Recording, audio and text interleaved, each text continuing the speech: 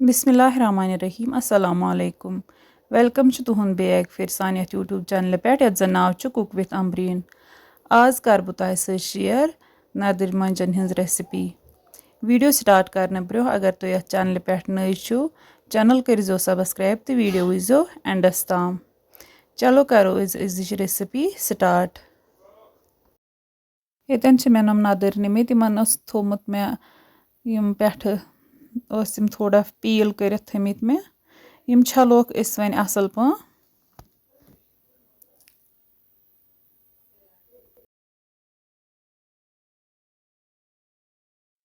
बे निम ये नील मरचवांगन जो त्रे तो यम छलोक इस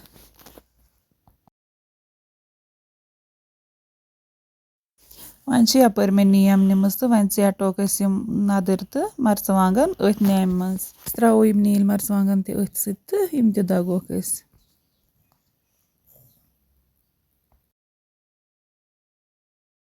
नदर असल पन चीटित कड़ोक यम अकिस बानस मज नेबर वन।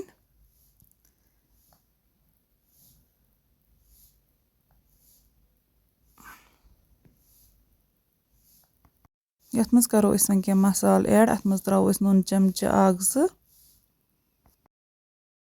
मरचवांगन चमच जो बे त्रो अत मज कोरिएंडर पाउडर चमच बे त्रो शोंठ पाउडर चमच ओड बे करो अत सत ठूल जो ऐड तो करो ये असल पा मिक्स।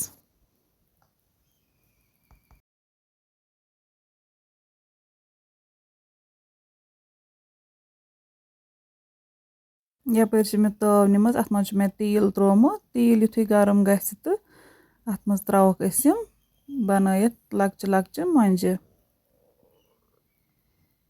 तो यह फ्राई कर असल पा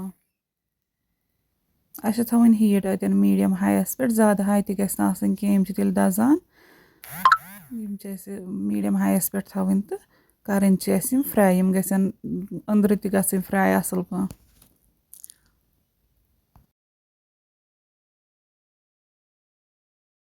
सारे मंज इथे पा असल पा फ्राई करने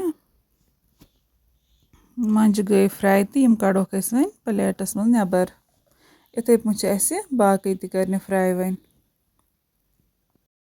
मंज फ्राई गम असल पा तो वन करोक सर्व बतस सत।